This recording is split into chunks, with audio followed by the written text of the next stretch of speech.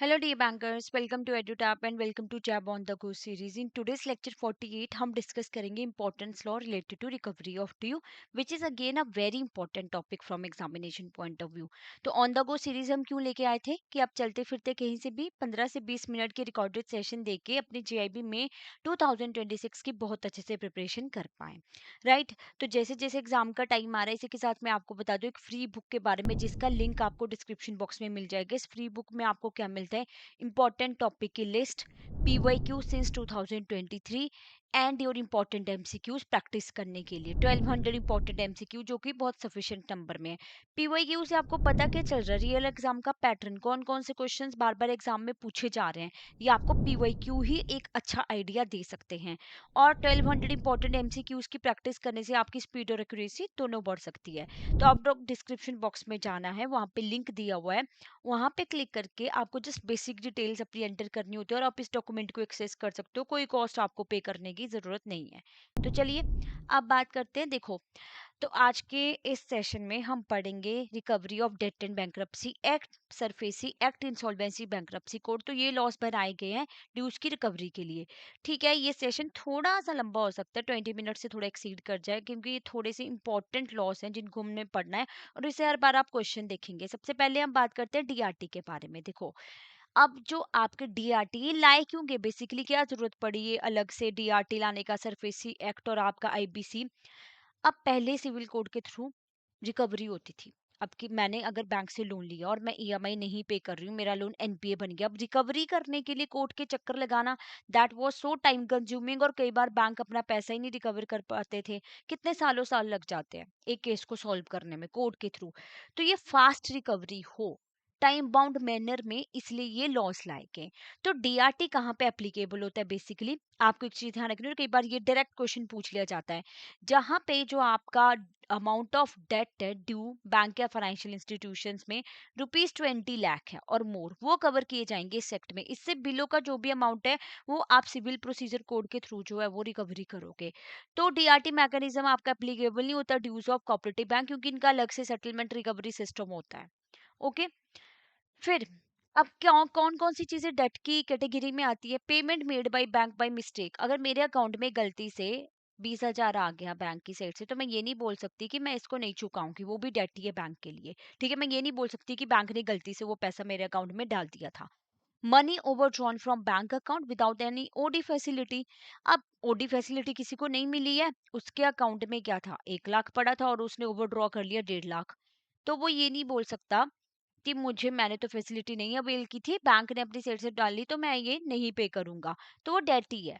अब अगर कोई इम्प्लॉय फ्रॉड कमिट करता है, मिस अप्रोप्रिएशन ऑफ मनी करता है, जैसे रिसेंटली काफी केस एक पॉपुलर हुआ था बैंक का, तो अगर ऐसी चीजें हो रही हैं और जो अमाउंट रिकवर होगा ना उनसे, वो डेट नहीं होगा with in the meaning of DRT act. वो तो कोर्ट में जाके सारा प्रोसेस फॉलो होगा।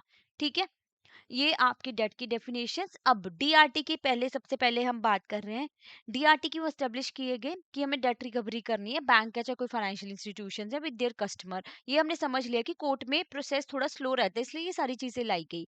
तो DRT सेट किया गया था after passing of recovery of debt due to bank and financial institution 1993। Tribunal में क्या है, सिर्फ एक पर्सन होता है।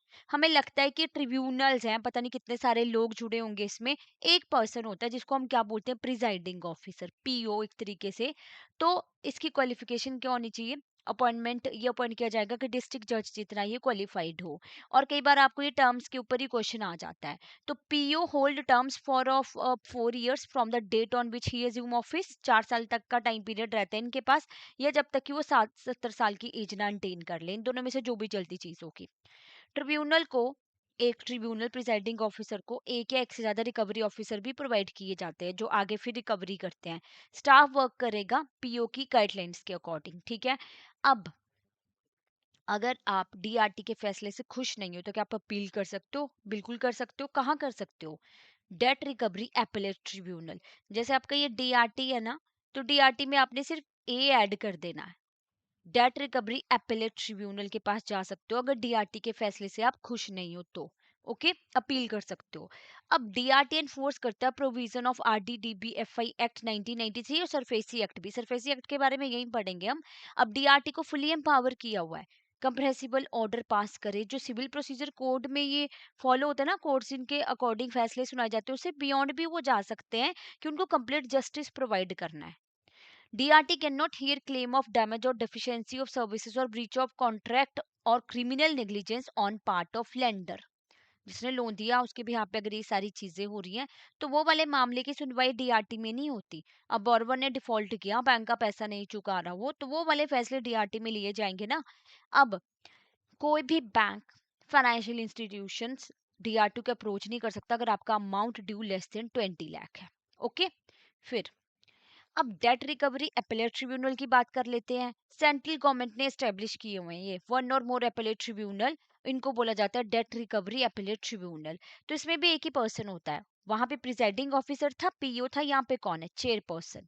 कौन अपॉइंट कर रहा है, सेंट्रल गवर्नमेंट। इसकी क्वालिफिकेशन क्या बोली गई है, जज, हाई कोर्ट जितना ये पढ़ा लिखा हो, इंडियन लीगल सर्विसेज का मेंबर रहा हो, ग्रेड 1 पोस्ट में रहा हो फॉर एटलीस्ट 3 ईयर, या एज अ प्रिजाइडिंग ऑफिसर इसने काम किया और ट्रिब्यूनल में फॉर एटलीस्ट 3 ईयर, तो उसको आप चेयरपर्सन अपॉइंट कर सकते हो कि जिसको पहले से नॉलेज है कि ट्रिब्यूनल वगैरह में कैसे काम होता है, प्रिजाइडिंग ऑफिसर। तो इनको क्या टर्म दी जाती है, कितने साल के लिए, 5 ईयर्स के लिए, 1 साल ज्यादा है प्रिजाइडिंग ऑफिसर से, और until the age of 70 year. Okay, अब जो प्रिजाइडिंग ऑफिसर है ट्रिब्यूनल का और चेयरपर्सन है अपीलेट ट्रिब्यूनल का, वो तभी हटाया जा सकता है अगर सेंट्रल गवर्नमेंट ने कोई ऑर्डर निकाला है। क्यों, बिकॉज वो मिसबिहेवियर कर रहे थे या उनकी इनकैपेसिटी आफ्टर इंक्वायरी, कोई फैसले तक की नहीं पहुंच पाए।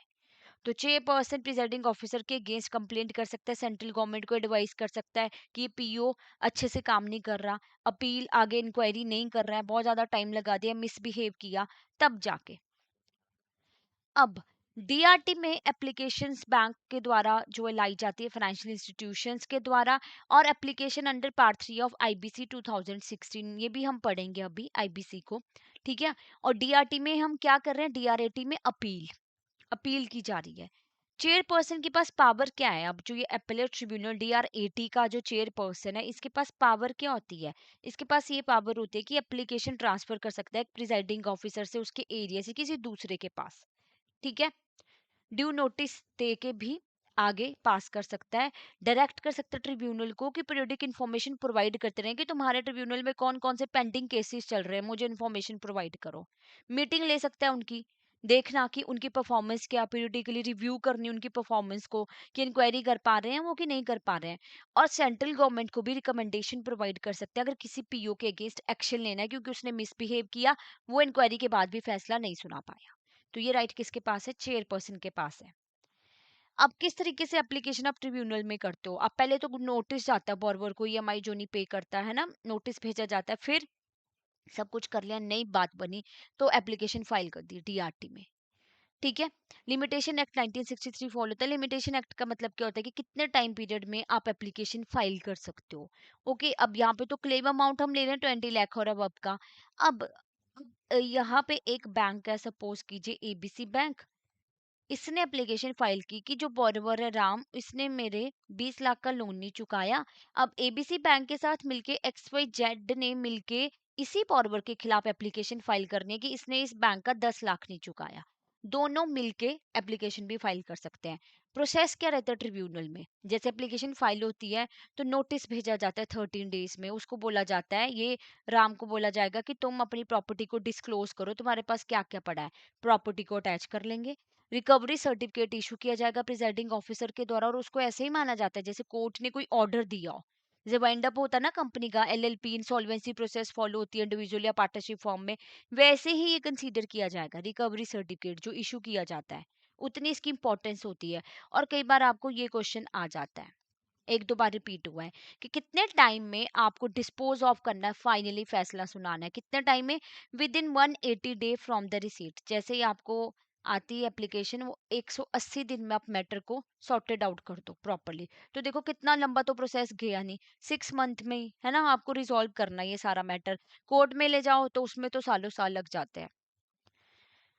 अब अगर आप अपील करना चाहते हो पहले ट्रिब्यूनल के पास तो आप कर सकते हो, बट अगर दो पार्टी जैसे जो बोरोवर है और बैंक है उनके कंसेंट के साथ ही कोई ऑर्डर पास हुआ था ना, दोनों की रजामंदी के साथ ही, फिर नहीं कर सकते हो, ठीक है। अपील करना चाहते हो तो कितने टाइम में करनी है? Within 30 day from the date of which copy of order is received. अब अगर आपको डीआरटी में फैसला सुनाया गया कि 10 लाख आपको डिपॉजिट कराने हैं, बट अगर आप उस फैसले से खुश नहीं हो और आप आगे अपील करना चाहते हो अपीलेट ट्रिब्यूनल में, तो आपको 50% अमाउंट जो है डिपॉजिट कराना पड़ेगा। मतलब 10 लाख का 5 लाख आप यहाँ पे डिपॉजिट कराओगे अपीलेट ट्रिब्यूनल में। ठीक है। अब इस अमाउंट को ट्रिब्यूनल के द्वारा आगे रिड्यूस किया जा सकता है। 25% तो रहेगा यानी 2.5 लाख तो आपको डिपॉजिट कराना ही पड़ेगा अगर कुछ सफिशिएंट कॉज रीजन बता देते हो।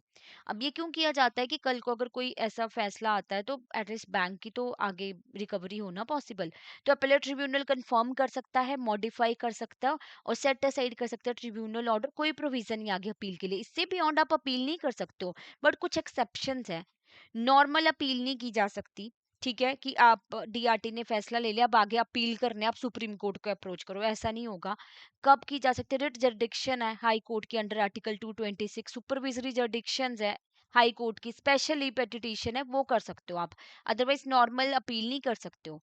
अब अपीलेट ट्रिब्यूनल को भी अपील को डिस्पोज ऑफ करना है फाइनली विद इन 6 मंथ, वही ना 180 डेज में सॉर्टेड आउट करना है ये सारा मैटर जो अपील उनके पास आई। रिकवरी कैसे की जाती है? जैसे ही copy of recovery certificate receive होता है तो रिकवरी ऑफिसर प्रोसीड कर देता है रिकवरी स्पेसिफिक अमाउंट की by any of the following mode. कौन कौन से mode? Attachment and sale of movable and immovable property of defender. Defender जिसने क्या किया? जिसने लोन नहीं चुकाया उसकी क्या कर सकते हैं? सेल भी कर सकते हैं, अटैच भी कर सकते हैं। मूवेबल प्रॉपर्टी कोई कार वगैरह पड़ी है, मूवेबल घर वगैरह पड़ा है, पोजेशन ले सकते हैं प्रॉपर्टी का जिसके ऊपर सिक्योरिटी इंटरेस्ट क्रिएट किया गया था, जो प्रॉपर्टी आपने गिरवी रखवाई थी। ठीक है। या सॉरी, रिसीवर अपॉइंट कर सकते हैं, अरेस्ट कर सकते हैं डिफेंडेंट को डिटेंशन प्रिजन में। बट नॉर्मल कोर्स में अरेस्ट करना इज नॉट दैट मच, मतलब कि कैजुअल नहीं है कि जल्दी से अरेस्ट कर दिया। ठीक है। मतलब एक स्पेसिफिक रीजन होना चाहिए बहुत स्ट्रॉन्ग, तभी जाके अरेस्ट किया जा सकता है। अदरवाइज ये नहीं है कि उसने पैसे नहीं चुकाए तो फटाफट अरेस्ट कर दिया। Appointment of receiver for management of movable और इमूवेबल प्रॉपर्टी। तो अटैच की जा सकती है, सेल की जा सकती है, पोजेशन ले सकते हो आप, रिसीवर अपॉइंट कर दोगे, अरेस्ट भी किया जा सकता है और अपॉइंटमेंट किया जा सकता है कि मैनेजमेंट कर लो उसकी।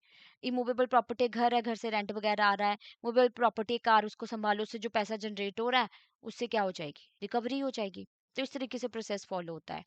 अब जो डिफेंडेंट है यानी जो बोरोवर है वो डिस्प्यूट रेज नहीं कर सकता रिकवरी ऑफिसर के सामने। अगर उसको कोई आगे करना भी है तो वो कहाँ जाएगा? पीओ के पास। ठीक है। तो पीओ ट्रिब्यूनल का जो इशू करता है रिकवरी सर्टिफिकेट वही विड्रॉ और करेक्ट कर सकता है सर्टिफिकेट अगर बोरोवर को कोई दिक्कत आती है, उसमें कुछ चेंजेस वो करवाना चाहता है।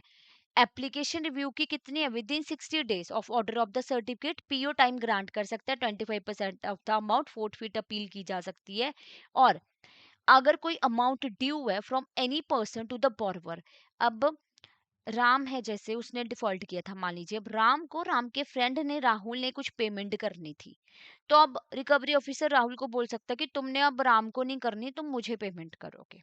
ठीक है। ठीक है। अपील की जा सकती है अगेंस्ट ऑर्डर ऑफ आरओ अगर थर्ड पार्टी का इंटरेस्ट है, कोई थर्ड पार्टी है उसका आपकी प्रॉपर्टी में कोई इंटरेस्ट है। ठीक है। तो आरओ का जो ऑर्डर आया उसके अगेंस्ट अपील भी की जा सकती है। ट्रिब्यूनल और जो अपीलेट ट्रिब्यूनल है ना, अगेन द सेम थिंग कि ये जरूरी नहीं कि जो कोर्ट में सिविल प्रोसीजर कोड फॉलो होते हैं वही ये बाउंड हो वही फॉलो करें। अगर इनको लगता है कि इन्होंने नेचुरल जस्टिस प्रोवाइड करना है तो वो उसके अकॉर्डिंगली फैसला सुनाएंगे और कंप्लीट जस्टिस प्रोवाइड करेंगे। DRT proceedings cannot be stayed by company court nor proceeding can be transferred to company court। और DRT एक्ट ओवरराइड करता है कंपनी एक्ट को। प्रेफरेंस किसको दी जाएगी? DRT act. ठीक है। अब बैंक और जो फाइनेंशियल इंस्टीट्यूशंस है, अगर वो चाहते हैं कि वो एप्लीकेशन विड्रॉ करना चाहते हैं डीआरटी से, उनको लग रहा है कि 6 महीने भी बहुत है, अब टाइम लगेगा इसमें, तो वो क्या कर सकते हो? सरफेसी एक्ट में अपना आगे कर सकते हैं रिकवरी। डीआरटी में करें या सरफेसी में करें। ठीक है। अगर पहले सरफेसी में नई एप्लीकेशन फाइल की थी, अब जरूरी नहीं है कि आपने डीआरटी में जो एप्लीकेशन फाइल की थी जिसको आप विड्रॉ कर रहे हो उसके लिए कि प्री कंडीशन हो कि आप सरफेसी में तभी जा पाओगे। आप साइमल्टेनियसली डीआरटी में भी और सरफेसी में भी एप्लीकेशन फाइल कर सकते हो। ठीक है। तो बैंक फाइनेंशियल इंस्टीट्यूशन को उनके डिस्क्रिशन पे है, कहाँ पे उनको एप्लीकेशन विड्रॉ करनी है, कहाँ पे उनको ऐड करनी है। मतलब ये प्री कंडीशन नहीं है कि अगर आपको सरफेसी एक्ट में अपनी एप्लीकेशन फाइल करनी है तो आपको डीआरटी से पहले विड्रॉ करनी पड़ेगी एंड साइमल्ट या वाइस वर्सा। ठीक है, ऐसे कोई प्रोविजन नहीं है, वो डिपेंड करते हैं कि उनको कौन से एक्ट में जो है, जहां पे उनको लगता है कि फास्ट रिकवरी हो रही है वहां पे एप्लीकेशन अपनी लगा सकते हैं। तो that's all about your DRT जिनके बारे में हमने डिस्कस किया। तो क्या क्या आ सकता है डीआरटी से? एक तो प्रिजाइडिंग ऑफिसर की क्वालिफिकेशन टर्म्स के बारे में आ जाता है, कितने डेज में जो सुनवाई हो जाती है कंप्लीट वो पूछ लिया जाता है। तो एक दो क्वेश्चन बनते हैं और इस बार भी डीआरटी से क्वेश्चन आया था आपको, मतलब इंपॉर्टेंट है ये टॉपिक्स, तो आ जाते हैं क्वेश्चन इनसे। फिर बात करेंगे SARFAESI act, it is also one of the important topic. तो क्या फुल फॉर्म है? Securitisation and reconstruction of financial asset and enforcement of security interest act 2002। तो सरफेसी एक्ट पावर क्या दे रहा है बैंक और फाइनेंशियल इंस्टीट्यूशंस को? कहीं जाने की जरूरत नहीं है, ना तो सिविल प्रोसीजर कोड ना ही डेट रिकवरी ट्रिब्यूनल। मैंने बैंक से लोन लिया था, मान लीजिए 20 लाख की मैंने प्रॉपर्टी गिरवी रखवाई थी, मैंने डिफॉल्ट कर दिया, बैंक के पास राइट है ये 20 लाख की मेरी प्रॉपर्टी सेल कर दे, इनको डीआरटी के पास भी नहीं जाना, कोर्ट भी नहीं जाना, डायरेक्ट बैंक को ये पावर दी गई है सरफेसी एक्ट में। ठीक है, अब सिक्योर्ड क्रेडिटर्स चूज कर सकते हैं अपने अकॉर्डिंग जो बैंक्स है। Act extend to whole of India including Jammu and Kashmir. अब देखो, सिक्योरिटाइजेशन का मतलब क्या होता है बेसिकली? अब बोरोवर है एक, है ना, जैसे ये मान लीजिए राम है, इसने अपना घर गिरवी रखवाया था और लोन ले लिया था बैंक से, बैंक ने इसको प्रोवाइड कर दिया home loan, security interest create हो गया ये इसके घर के ऊपर। अब बैंक के पास ऐसे कितने सारे बोरोवर्स होंगे, है ना, जिन्होंने होम लोन लिया होगा। तो बैंक क्या करते हैं, अब बैंक के पास कितना टाइम है, ठीक है, डायरेक्ट वो सेल कर सकते हैं प्रॉपर्टी, अपना अमाउंट रिकवर कर सकते हैं। तो क्या बैंक के पास इतना ज्यादा टाइम है कि जो उनके इलिक्विड फाइनेंशियल एसेट्स हैं, यानी मान लीजिए 100 करोड़ रिकवरी करनी है एनपीए की बैंक ने, तो बैंक के पास है टाइम क्या डायरेक्टली सेल कर दे? तो बैंक क्या करते हैं ना, ये इनका बंडल्स बना के ये लोन का मॉर्गेज राइट ट्रांसफर कर देते हैं किसको? एआरसी को, एसेट रिकंस्ट्रक्शन कंपनी को। ठीक है, और एआरसी इनको क्या देती है? इमीडिएट कैश प्रोवाइड कर देती है। अब बैंक अपनी बैलेंस शीट को ठीक कर रहे हैं, क्लीन कर रहे हैं इस तरीके से। ठीक है, और बैंक को पैसा मिल रहा है, बैंक का काम ही क्या होता है? डिपॉजिट्स लेना, लेंडिंग करना। तो बैंक फिर फ्रेश डिपॉजिट जो इनको आए एआरसी से आगे लोन देते रहेंगे, तो वो प्रोसेस चलता रहेगा। अब एआरसी हर कोई नहीं बन सकता, एआरसी के बारे में भी पढ़ेंगे। एआरसी क्या करेगी? इनका जो मॉर्गेज राइट इनको मिले, इनकी सिक्योरिटी रिसीट क्रिएट कर देती है और क्वालिफाइड बायर्स को सेल कर देती है। क्वालिफाइड बायर इनको कैश दे देते हैं, अब जो एआरसी आगे कैश बैंक को दे रही है। तो क्वालिफाइड बायर हम लोग नहीं हो सकते, individual, they are like mutual fund companies होती हैं, ठीक है, जो पैसा लगा सकती हैं। फाइनेंशियल इंस्टीट्यूशंस, एनबीएफसी होगी, कोई कंपनीज होगी, वो होते हैं क्वालिफाइड बायर। तो इस तरीके से पूरा प्रोसेस फॉलो होता है। अब एआरसी एसेट रिकंस्ट्रक्शन कंपनी, ये कंपनी रजिस्टर्ड होती है with RB under section 3 of SARFAESI act. ठीक है, अब ये करती क्या है? जैसे हमने कहा, अब कई कंपनी भी बोरोवर हो सकती है, तो मैनेजमेंट ऑफ बिजनेस कर सकते हैं। अगर इनको लगता है कि कोई कंपनी रिस्ट्रक्चरिंग की जा सकती है, तो ठीक है, उससे अमाउंट रिकवर करके उसका सीईओ वगैरह चेंज कर दिया, कंपनी सही चली तो पैसा रिकवर हो गया।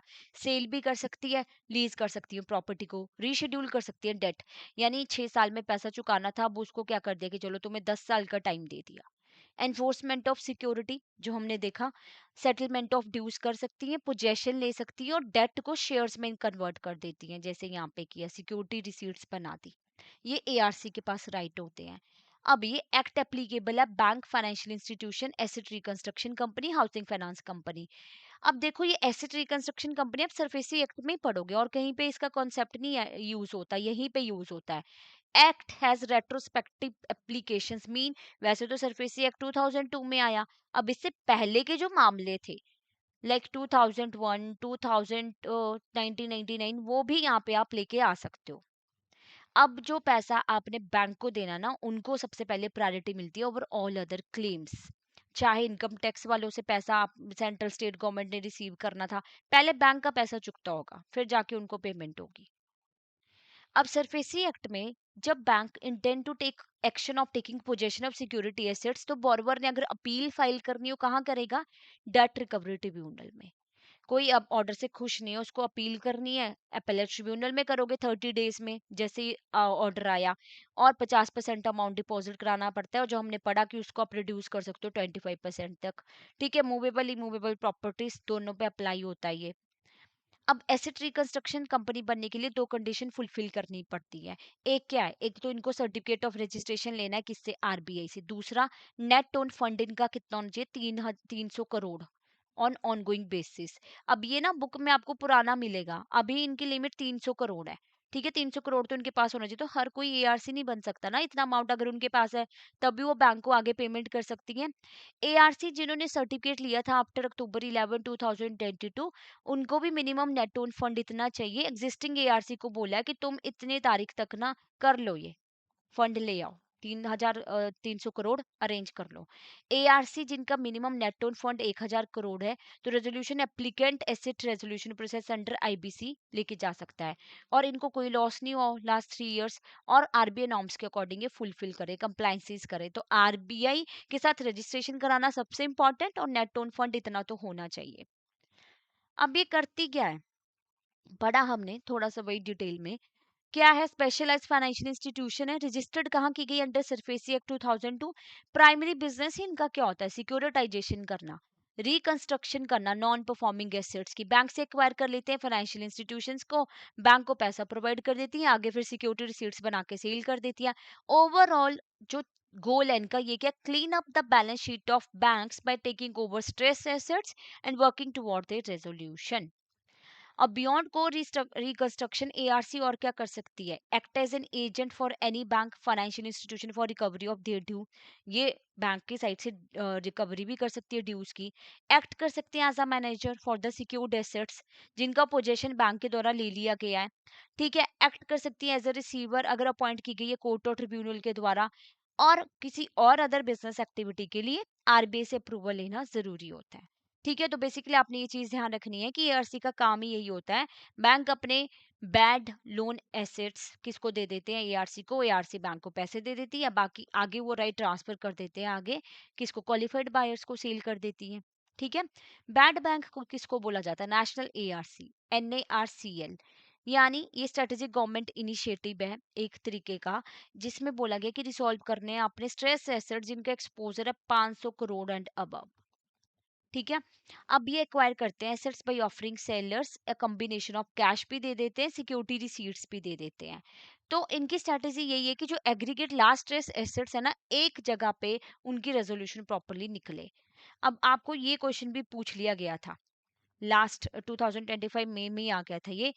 अगर कोई डिस्प्यूट होता है बिटवीन एआरसी बैंक और फाइनेंशियल इंस्टीट्यूशन, हो सकता है ना बैंक और एआरसी के बीच में कोई भी डिस्प्यूट हो सकता है, कैसे सॉल्व होगा, कहाँ पे, आर्बिट्रेशन एंड कंसलेशन एक्ट 1996 में रिजॉल्व बाय कंसलेशन और आर्बिट्रेशन के थ्रू आपसी सहमति से वो सॉल्व करने की कोशिश करेंगे। तो ये पूछा गया था कि किस एक्ट में बोला गया ये, तो ये आपने ध्यान रखना है। तो डीआरटी के ऊपर क्वेश्चन हमेशा आता है, सरफेसी एक्ट के ऊपर क्वेश्चन आता है, और आईबीसी के ऊपर भी क्वेश्चन आता है। तो सबसे पहले पढ़ लेते हैं आप कि कहाँ पे एप्लीकेबल ये सरफेसी एक्ट। लियन है किसी गुड्स पे, मनी पे, प्लेज किया आपने मूवेबल गुड्स। ठीक है, सिक्योरिटी इंटरेस्ट क्रिएट किया गया वेसल पे, मर्चेंट शिपिंग वगैरह में जो यूज होते हैं, एयरक्राफ्ट पे हुआ है। और कोई राइट है अनपेड सेलर का, देखो अनपेड सेलर मतलब एक मैन्युफैक्चरर है जिसने 100 चेयर आगे सेल की डीलर को, अभी उसको पेमेंट नहीं आई, तो पहले उसका राइट है, वहां पे सरफेसी एक्ट अप्लाई नहीं होगा। कोई प्रॉपर्टी जो लायबल नहीं होती अटैचमेंट और सेल के लिए, जैसे किसान के टूल्स वगैरह जो उन्होंने यूज किए होते हैं, तो section 61 of civil procedure code, इन पे सरफेसी एक्ट नहीं लगेगा। कोई security interest for securing repayment financial assets की नॉट एक्सीडिंग ₹1 लाख, और जो आपका सिक्योरिटी इंटरेस्ट क्रिएट किया गया एग्रीकल्चर लैंड पे, एनी केसेस जहां पे amount due is less than 20% of principal amount and interest thereon. 20% से कम अमाउंट हो गया तो वहां पे सरफेसी एक्ट अप्लाई नहीं होगा। अब बात करते हैं इंसॉल्वेंसी बैंक्रप्सी कोड के बारे में, आईबीसी 2016। देखो आईबीसी का मतलब क्या होता है, matter resolve related to insolvency liquidation of corporate debtor, जहाँ पे minimum amount of default is 1 crore rupees. Fresh insolvency bankruptcy individual की, पार्टनरशिप फर्म की, तो कंपनी भी आ रही है, इंडिविजुअल्स भी आ रहे हैं, इसमें सभी आ रहे हैं, जहाँ पे default not less than 1000 rupees. Matter relating to establishment of insolvency and bankruptcy board of India. ठीक है, अब IBC is not for recovery proceeding through enforcement of security और कोर्ट अटैचमेंट। यहाँ पे सिक्योरिटी इंटरेस्ट नहीं क्रिएट हो रहा, ना ही कोर्ट अटैचमेंट हो रही है। ये एक कोऑर्डिनेटेड इंडिपेंडेंट मशीनरी है जो क्या बोल रही है, mutually benefited course of action पे जाओ, फाइनेंशियल क्राइसिस को रिजॉल्व करना है थ्रू पॉसिबल ऑल्टरनेटिव्स देखने हैं पहले, जाके जल्दी से प्रॉपर्टी नहीं सेल कर देनी। वो क्या क्या हो सकते हैं ऑल्टरनेटिव, रीस्ट्रक्चरिंग, मैनेजमेंट ही चेंज कर दी, प्रमोटर्स ओनर चेंज कर दिए, डिस्पोजल ऑफ एसेट, फिर लिक्विडेट किया यूनिट, पहले ये सारी ऑप्शंस देखी जाएंगी। अब इसमें ये सारी चीजें होती हैं। सबसे पहले IBBI, RPA, RPs, national company law tribunal, corporate और लिमिटेड लाइबिलिटी एंटिटीज के लिए, debt recovery tribunal individual partnership firm के लिए, national company law appellate tribunal और डेट रिकवरी अपीलेट ट्रिब्यूनल जहां पे अपील की जा सकती है। तो insolvency bankruptcy board of India क्या है, एस्टेब्लिश किया गया 1 October 2016 under IBC. Regulatory oversight है ओवर इंसॉल्वेंसी प्रोफेशनल। ठीक है, ये प्रॉपर्ली एक चेक रखते हैं इन सब के ऊपर। इनका काम क्या होता है, रूल्स बनाना, एनफोर्स करना, कॉर्पोरेट इंसॉल्वेंसी रेजोल्यूशन कैसे होगी, लिक्विडेशन कैसे होगी, ये सारा काम इनका होता है। फिर corporate insolvency resolution process initiate की जा सकती है फाइनेंशियल क्रेडिटर के द्वारा जिससे लोन लिया, ऑपरेशनल क्रेडिटर के द्वारा जिसने लोन लिया, corporate applicant of corporate debtor, कोई भी कर सकता है। ऑपरेशनल डेट क्या होता है बेसिकली, देखो, जैसे एम्प्लॉयज को अपनी सैलरीज पे करनी है, टैक्स वगैरह पे करना है सेंट्रल गवर्नमेंट स्टेट गवर्नमेंट को, वो सारा आपका ऑपरेशनल डेट है। कॉर्पोरेट एप्लीकेंट कौन हो गया, कंपनी है, जैसे मान लीजिए रिलायंस है, कॉर्पोरेट डेटर। मेंबर है, पार्टनर है कॉर्पोरेट डेटर का रिलायंस का, जिसको ऑथोराइज किया गया कि तुम एप्लीकेशन फाइल कर सकते हो। इंडिविजुअल है, इसका हेड है कोई, वो कर सकता है। पर्सन जिसके पास कंट्रोल है फाइनेंशियल अफेयर का, वो भी कर सकता है। अब कैसे इनिशिएट की जाती है इंसॉल्वेंसी रेजोल्यूशन प्रोसेस, डेटर के द्वारा भी, जिसने डिफॉल्ट किया, मान लीजिए रिलायंस कंपनी ने डिफॉल्ट किया है, पर्सनली भी कर सकते हैं और रेजोल्यूशन प्रोफेशनल भी वो अपॉइंट कर सकते हैं कि आगे हमारी एप्लीकेशन फाइल करोगे, इंसॉल्वेंसी रेजोल्यूशन प्रोसेस हमने इनिशिएट करनी है। बैंक से भी की जा सकती है, बैंक भी कर सकता है। अब रिलायंस को मान लीजिए एसबीआई ने भी लोन दिया था, पीएनबी ने भी दिया था, तो ये दो बैंक मिलके भी कर सकते हैं। ठीक है, खुद से भी और रेजोल्यूशन प्रोफेशनल के द्वारा भी। अब फंक्शन क्या रहते हैं इंसॉल्वेंस प्रोफेशनल एजेंसीज के, आईपीए के, ये मेंबरशिप देती है किसको, इंसॉल्वेंसी प्रोफेशनल्स को। बेसिकली इनका काम होता है कि इंसॉल्वेंसी प्रोफेशनल के ऊपर चेक रखना, अच्छे से काम कर रहे हैं वो, मॉनिटर करना उनकी परफॉर्मेंस को, उनके राइट्स को सेफ गार्ड करना, क्या कर सकते हैं, कैंसिल भी कर सकते हैं मेंबरशिप अगर उनको लगता है कि ये पर्सन अच्छे से काम नहीं कर रहा। ग्रेवियंस रिड्रेस करते हैं मेंबर्स की, पब्लिश करते हैं इन्फॉर्मेशन, ये सारा काम इंसॉल्वेंस प्रोफेशनल एजेंसीज का रहता है। मेन काम करते हैं ये लोग इंसॉल्वेंसी प्रोफेशनल, जैसे रिलायंस की कॉर्पोरेट इंसॉल्वेंसी जो इनिशिएट की, है ना, हमने बोला ना कि जल्दी से रिकवरी नहीं होगी, जल्दी से सेल नहीं कर देगी, पहले देखा जाएगा रिस्ट्रक्चरिंग वगैरह की ऑप्शन, तो ये लोग पहले ये चेक करते हैं सब कुछ। ये इंटरमीडियरीज है जो की रोल प्ले करते हैं efficient functioning of insolvency bankruptcy process में। इनको किसके द्वारा गवर्न किया गया, insolvency bankruptcy board of India. Prime duty क्या है इनकी, असिस्ट करना in completion of insolvency resolution, liquidation, bankruptcy proceeding. Okay, actual में ग्राउंड वर्क तो यही लोग करते हैं, काफी स्ट्रिक्ट रूल्स एंड रेगुलेशंस ये फॉलो करते हैं। फिर होती है आपकी आईयू। आईयू क्या है, ये क्वेश्चन भी आपको आ गया था। ये बेसिकली एंटिटीज है जो रजिस्टर्ड है आपका आईबीबीआई में अंडर सेक्शन 210 ऑफ इंसॉल्वेंसी की बैंक्रप्सी कोड। ये है क्या, ये है डाटा रिपोजिटरीज। इन्होंने पहले से इंफॉर्मेशन स्टोर करके रखी होगी, रिलायंस का हमने एग्जांपल लिया ना, रिलायंस के बारे में सारी इंफॉर्मेशन स्टोर होगी, कितना लोन बैंक से लिया था, क्या क्या प्रोसीडिंग्स थी, क्या आगे डिपॉजिट करा था, सब कुछ, कि किसको इजी रहे इंसॉल्वेंसी प्रोफेशनल के पास एक जगह ही सारा का सारा डाटा जो है उनको मिल जाए। टाइम बाउंड मैनर में रेजोल्यूशन प्रोवाइड करना मेन एम है। ठीक है, तो इसलिए सारी इंफॉर्मेशन एक जगह पे स्टोर होती है। अब adjudicating authority in relation to insolvency resolution liquidation for corporate person, Reliance ने मामला कहाँ पे लेके जानी सुनवाई आगे, सारी नेशनल कंपनी लॉ ट्रिब्यूनल है। ठीक है, अगर आपको इसके अगेंस्ट अपील करनी है, खुश नहीं हो आप इनके फैसले, तो कहाँ जाओगे, बस यहाँ पे ए लगा दोगे, national company law appellate tribunal, sorry, law के बाद एपेलेट ट्रिब्यूनल के पास। और जो एडजुडिकेटिंग अथॉरिटी है इंडिविजुअल और फॉर्म के केस में वो डीआरटी है, जो हम पढ़ रहे थे ना कि आईबीसी में हम ऐड करेंगे, वो ये है। एपेलेट अथॉरिटी डीआरएटी है, इंडिविजुअल है फॉर्म में, उनको कोई दिक्कत आ रही है डीआरटी के पास जाएंगे, आगे उनके डीआरटी के अगेंस्ट कोई आगे अपील करनी है तो डीआरएटी के पास, कंपनी है तो कहाँ, नेशनल कंपनी लॉ ट्रिब्यूनल, और अपील करनी तो national company law appellate tribunal के पास। अगर डिफॉल्ट अबव 1 करोड़ है, क्रेडिटर इनिशिएट करेंगे insolvency resolution process 2 independent stages में। इंसॉल्वेंसी रेजोल्यूशन प्रोसेस होता है, पहले तो चेक किया जाता है कि क्या रिलायंस का बिजनेस वायबल है, कंटिन्यू किया जा सकता है। ऑप्शन देखी जाएगी कि रेस्क्यू कर लो, रिस्ट्रक्चरिंग कर लो, ठीक है, ये सारी ऑप्शंस देखी जाएंगे। अगर लगता है कि नई बात बन रही तो फिर लिक्विडेशन पे आ जाते हैं, ठीक है। फेल होगी इंसॉल्वेंसी रेजोल्यूशन प्रोसेस तो फाइनेंशियल क्रेडिटर ने क्या डिसाइड किया, वाइंड अप कर दो, डिस्ट्रीब्यूट कर दो एसेट ऑफ द डेटर को।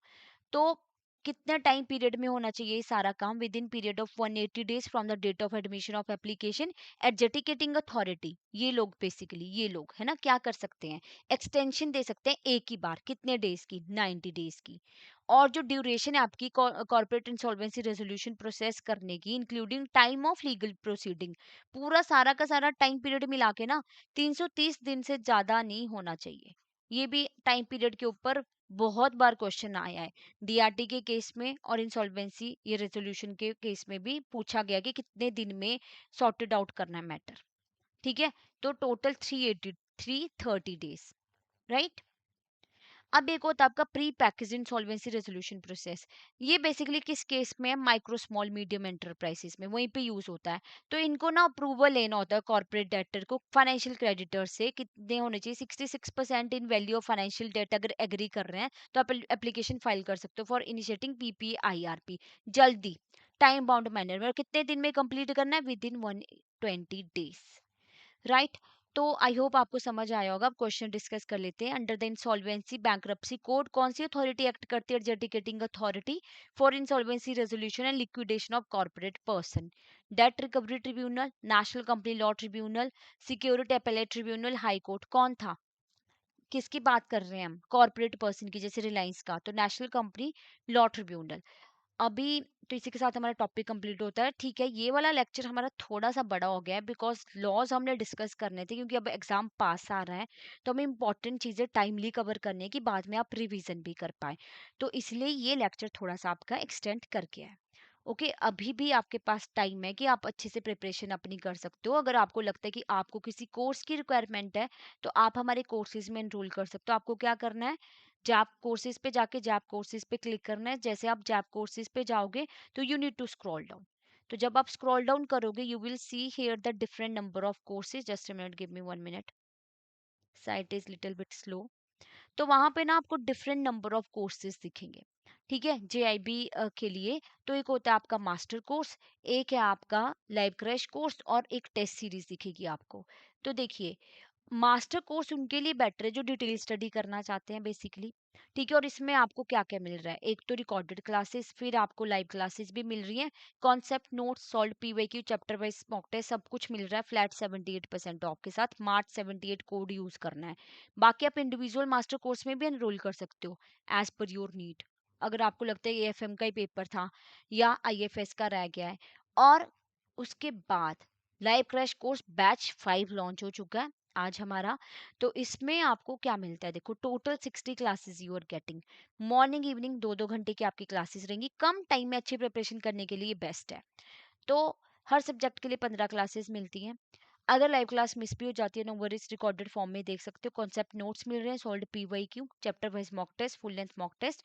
फ्लैट 80% ऑफ आपको इस कोर्स पे मिल रहा है। जेआईबी 80 कोड यूज आपने करना है। टेस्ट सीरीज किसके लिए, जिनकी प्रिपरेशन होगी या जो सिर्फ प्रैक्टिस करना चाहते हैं। Solve PYQ, full length mock test, chapter wise mock test, ये सब कुछ मिल रहा है आपको फ्लैट 78% ऑफ के साथ, राइट। बाकी हमारी एक मेंटर टॉक रहती है हर 15 दिन में। आप अपने मेंटर से अपनी प्रॉब्लम डिस्कस कर सकते हो। अगर आपका पढ़ने का मन नहीं कर रहा, वो डिस्कस कर सकते हो आप। अगर आपको लगता है कि एक सब्जेक्ट से ज़्यादा डर लग रहा है, वो भी डिस्कस कर सकते हो, कोई भी दिक्कत आपको है। और बाकी अगर आपको कोई और डाउट है, कोई और क्वेरी है आपकी, तो आप हमें इस नंबर पे कॉल कर सकते हो, मेल कर सकते हो hello@edutap.co.in। Thank you so much, have a nice day.